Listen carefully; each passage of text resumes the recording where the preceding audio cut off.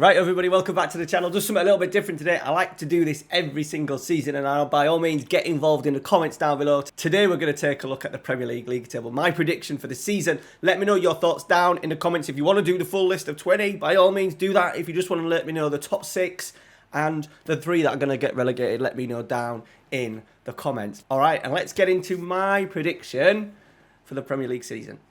Alright, so we're going to go from bottom to top, and it has to be 20th position. It has to be Bournemouth. Haven't really strengthened that much. I know there's a few weeks, well, there's a month left pretty much of the transfer window, but there's a lot of work that they need to be done. I'm a little bit worried not only about the transfers they've brought in, just Fredericks, Rothwell and Tavernier. Bournemouth last season under Parker were very much possession based, and you know that's not going to work in the Premier League, in particular during the first season. I do think there's a way out of it. EA's been known to be a little bit pragmatic at times, Parker. If they go down the route with a 4-4-2 and shove Solanke and Kiefer Moore up front, two huge centre forwards, especially at games at home where the pitch is tight, balls in the box, a little bit old school. They've got some good grafters, Billing, Rothwell in the central midfield, players like Lewis Cook. That could probably work in a 4-4-2. They've got a little bit of quality out wide that they could use, maybe an expansive winger on one side, just to help with balls in the box and give them that little bit more of attacking threat. So that's my way around it. But at the moment, I have put Bournemouth in 20th. Now in 19th, I have put Fulham. Even though I think the business they have done this season has been really, really good, and I think they will perform better than what they have done the last 2 occasions in the Premier League. My major question mark is Marco Silva. I'm not a fan of his at all. Yes, they broke goal scoring records. He is an attack-minded coach. It'll be interesting to see how he develops Fulham and how he sets them up in the Premier League. They have actually bought really well. I think Kevin Mbabu, big fan of his through FM. Bernd Leno, Pereira, I think is a decent signing, and in particular Palini as well from Sporting. Brilliant signing. Mitrovic there, a couple of other players. Obviously they lost Carvalho, but the main issue is the manager, and they haven't strengthened yet at centre half. Things may change because they are linked to centre-halves, but not to have them in for the start of the season, which means it's going to probably be a difficult opening month to the season while they wait for these new signings to bed in. And as I said, I'm not quite sure Marco Silva has it in his locker to put a team together, in particular Fulham, to avoid them from relegation. So that's why I've got them in 19th. Now, the next group of sort of like teams, I've got 5 teams here that I think all could potentially go down. And I've swapped and changed it 2 or 3 times. And I've actually gone for a bit of a wild card. I'm going to go for Wolves. I'm a little bit worried, number one, how they've strengthened. I think over the last few seasons as well, they've stagnated a little bit. They've brought Nathan Collins in, but you know, decent defender, but at the same time, that's not something. I think the other end is the problem. Jimenez didn't score any goals last season, and he's actually injured for the first month of the season, so they've got a huge problem there. I think there's an air of discontent at the moment between, in particular with Wolves fans. They haven't kicked on, and if you don't kick on and you stagnate, you end up dropping off. And I said, with one signing in, yes, they've got Neto back, but he needs someone to feed the balls too. They haven't got that goal scoring. If you don't score goals, you're going to struggle. If he's going to go to a 4 as well at the back, that may prove to be a masterclass, but at the same time, it may prove to be the problem. And if you're conceding at one end and not scoring at the other, you've got a bit of a problem. And because they've just not kicked on, I think this is a year when a couple of teams, Burnley kind of stagnated, and they found it to the detriment. Other teams have done that over the last few seasons, and I think it may be time for Wolves, in particular as well, if they lose like a Neves towards the end of the transfer window, to get right sucked into this relegation battle. The next one, 17th place, I'm going to go for Everton. They haven't got a great start to the season. They've lost Dominic Calvert-Lewin. There is money issues. They're about to sign Idrissa Gueye, which, he's okay, but they're going to struggle at the top end. Calvert-Lewin can't stay fit. They've lost Richarlison. Gordon is okay. McNeil's a nice little signing, but, and once again, the whole vibe around the club, even though Frank Lampard's there, I'm not quite sure Lampard has got it in him to sort of like build a side to make sure that they still stay defensively solid. He wants to get the ball down and play. And I just think the whole vibe of the club at the moment makes it even worse.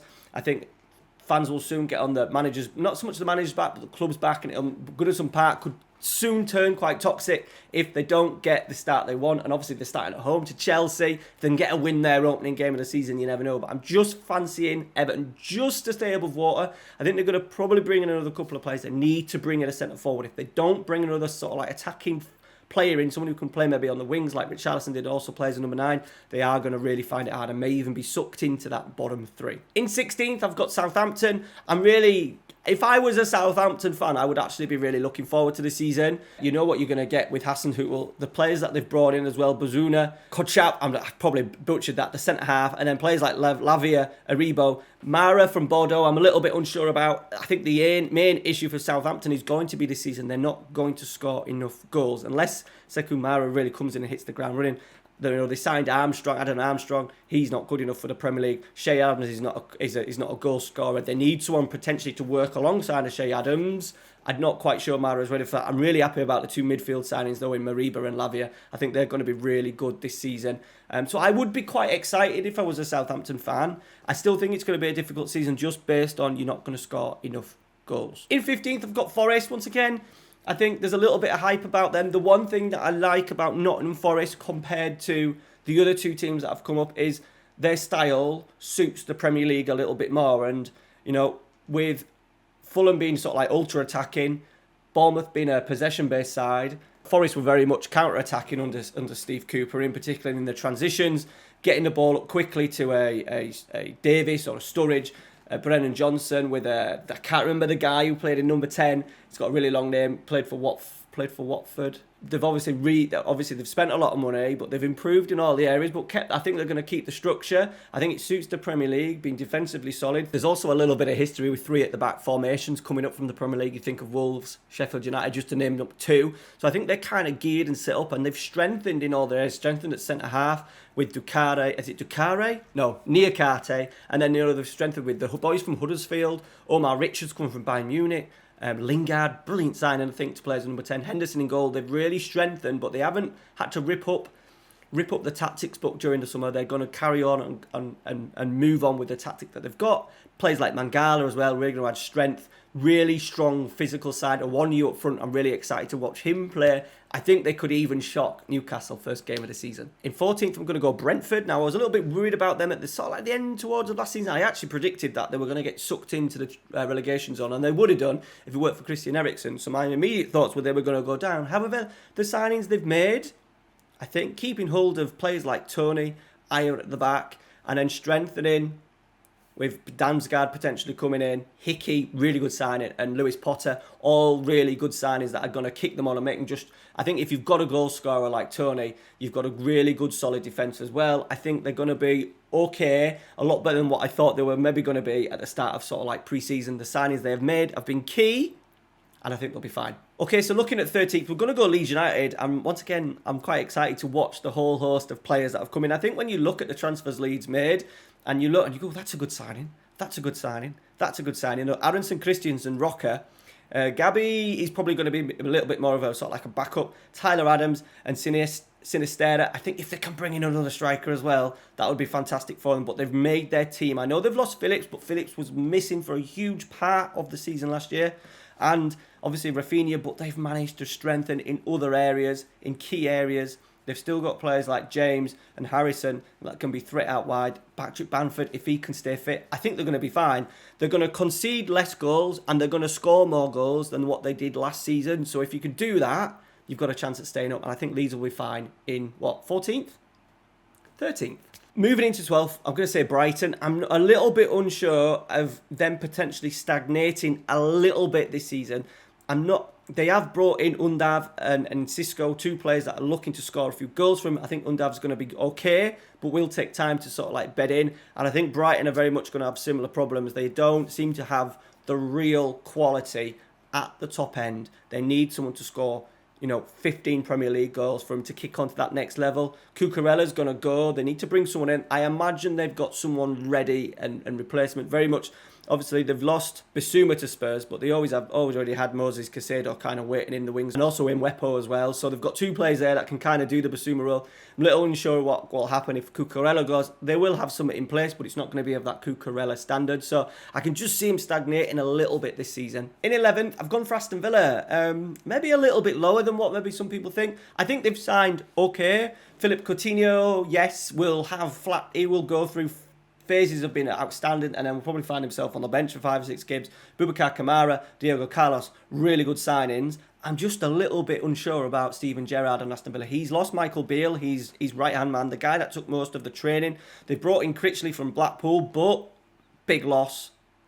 Big loss for them. I'm also not 100% keen on the tactic that he does. Obviously, that very narrow tactic. We'll see. Players like Bailey, Watkins, Ings may finally deliver. But I think it's going to be, once again, I think for Aston Villa, very much like it was last season when Gerrard took over. Quite inconsistent. They will have spells where they look really good, and then they will have spells where they struggle a little bit, and I can see them just fitting in 11th position.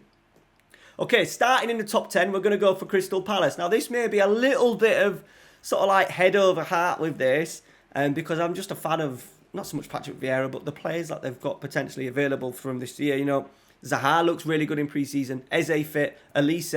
If they can get Eduardo Matata scoring goals, they've got Dakari in, which is a fantastic sign. I would have liked him at Manchester United, so it shows the quality that he has from Lens. They've brought in a right back in Chris Richards. Sam Johnston, really good goalkeeper. They've sorted the defence out. They've only got the Premier League. I think they'll go well. My only worry is that they've had a very jagged pre-season with COVID rules and Zaha and some staying in England, and then the rest going out to sort of like Australia, and that shambles of a team that they put out against Manchester United hasn't helped them a little bit. They've also got a little bit of a difficult start, but once they get over maybe the first 5 or 6 weeks, get through August, I think they'll settle down, and I think they'll get a top 10 finish this season. 9th, 8th and 7th, each 3 teams that I think all could once again be in the mix of maybe getting that 6th place and also battling it out for those 3 positions in 7th, 8th and 9th. In 9th, I've gone for Leicester. Now, I did fancy Leicester to really kick on this year and actually be the 7th team. I know they've not strengthened, but I necessarily didn't see that as a problem. I think what I saw was a squad that was going to be ready, fit, with no European football. So having Vardy for less games, Vardy who then would get a break during the winter because of the World Cup. Maddison fit, defenders back fit, Castagnier, Justin. They've got Ndidi in there. You know, they've got Fofana. But then over the last week or so, things have just started to fall apart a little bit. Fofana looks like he wants to go. Maddison's had some big subject of Newcastle. And obviously Kasper Schmeichel's left. So I've put them down in 9th.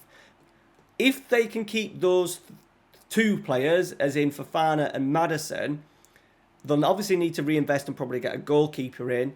If they can keep what they've got, I think they can go pretty well. I'm a fan of Brendan Rodgers. I said, when you're not doing that Saturday, Sunday, Thursday routine, you know, they went pretty deep into the competition, I think they'll be okay. And I said, the amount of injuries they had last season was ridiculous. They've just got to focus on the Premier League. I think they'll have a really good season. In 8th, I've gone with Newcastle. I think there's still a little bit of work to do with Newcastle in terms of maybe an attacking play, even though the main man, Almiron, has had a really good pre-season. I think he's got like 5 goals or something in pre-season, or 5 goal contributions in pre-season. They've bought really well. Target coming in, Pope coming in, Botman looking really solid. Midfield's good with Shelby, Linton, Bruno Guimaraes. They look really good. They just need, potentially, I think, a centre-forward. What do they do if Wilson gets injured? Are they going to use Chris Wood?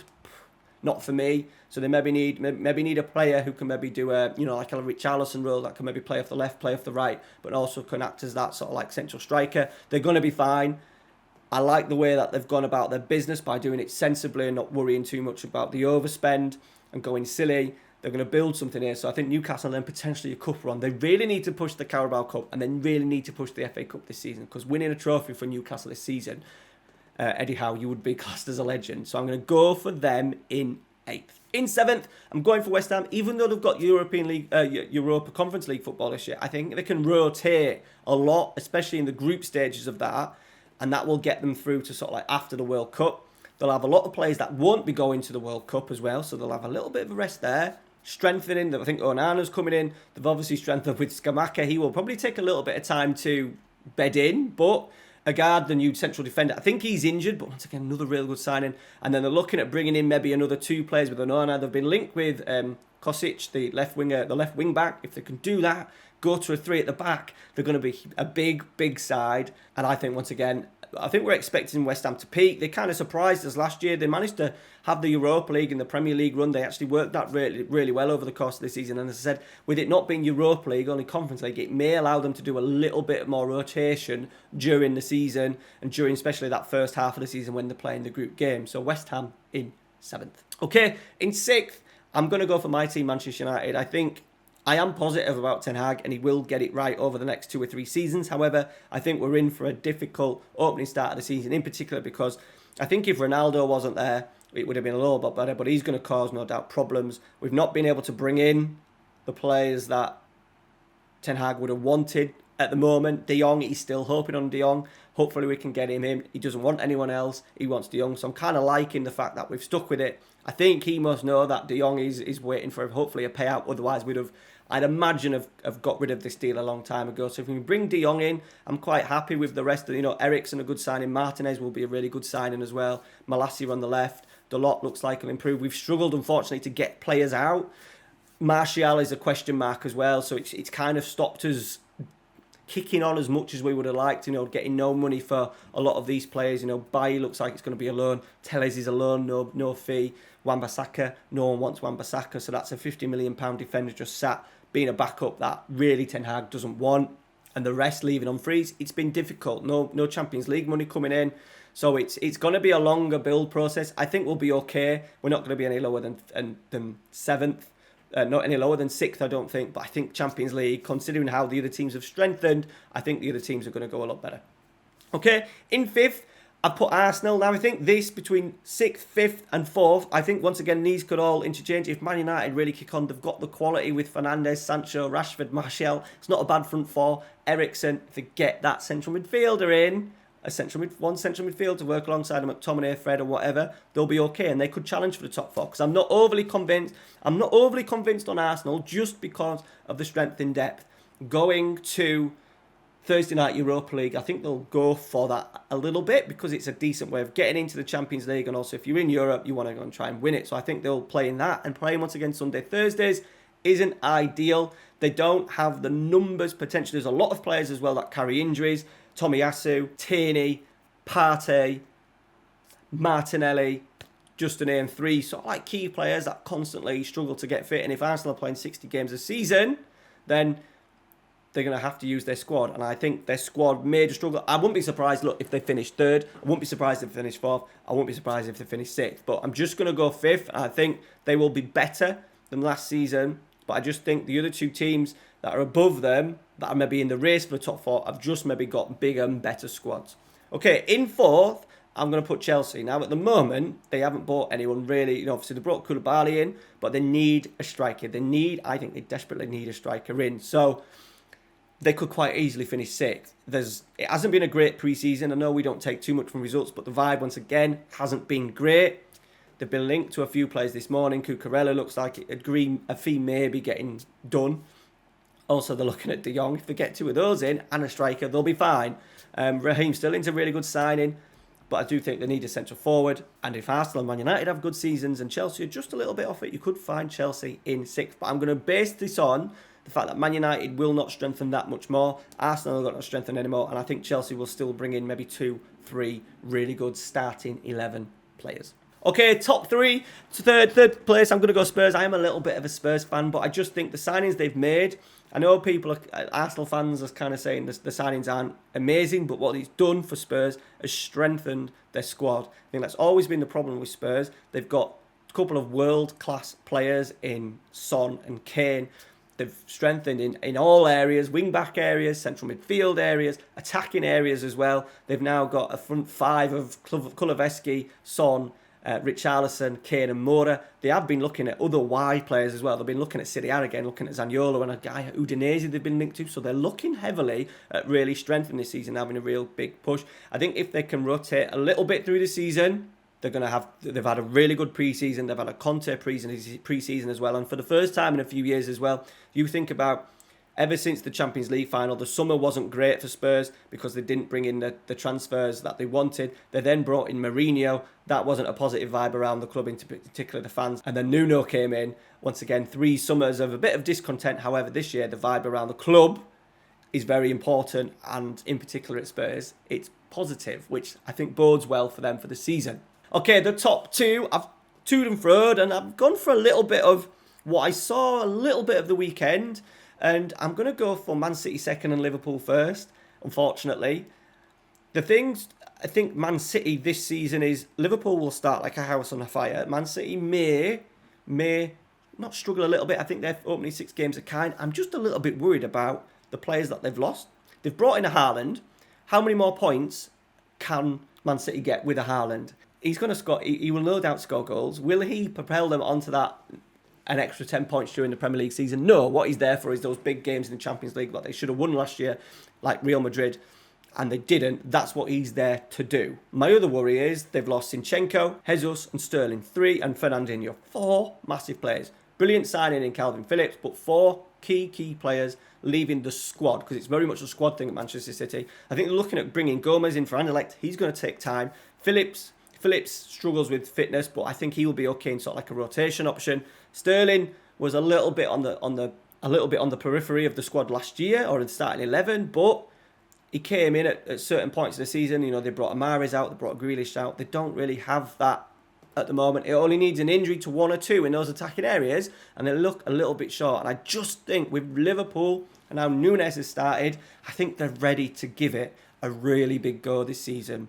Liverpool have got strength in depth in all areas. You know, Salah doesn't get injured. Diaz will stay fit, and obviously imagine Núñez will stay fit as well. And then they've got other players like Jota, etc. to come in. I just think Liverpool are really going to go for it this year in the Premier League. They'll start like a house on fire, get their players in the FPL side, get Salah as your captain. But yeah, I just see them kicking on to another level, notching up 90 plus points. I just think Man City, with the players they've lost, is going to cost them more than what they've brought in. So that's why I'm going with, unfortunately, Liverpool. All right, guys, that is it for today. Thank you very much for watching. Let me know what you think down in the comments. Let me know what I've got completely wrong. As I said, put your predictions down in the comments. All right, guys, make sure you stay tuned. New series starting on Monday. I'm doing a complete 1-season playthrough where I do 1 live game per episode. So at least 38 games, at least 40 games with FA Cup and Carabao Cup with Nottingham Forest. We're going to look at the tactics and how we look at the side. I'm really intrigued by the signings Nottingham Forest have made over the season. So I thought this was something different. One season, 1 episode per game, just basing it on the match day, the tactics around the match day, and the tweaks and changes we make tactically in games. All right, guys, thanks for watching. Make sure you go and jump on the subscribe button. That would be lovely, and we'll see you next week. Take care.